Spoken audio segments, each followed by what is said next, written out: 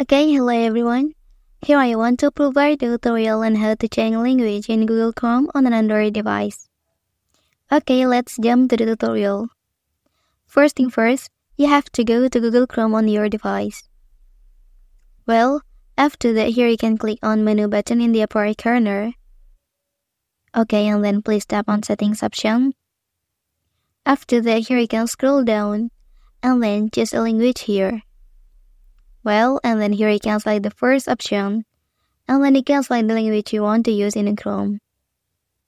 Okay, and then here you can tap Restart Chrome for applying new language.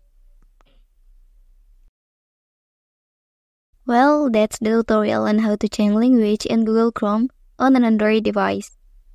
If you are helped by this video, don't forget to like and subscribe to get other information from this channel.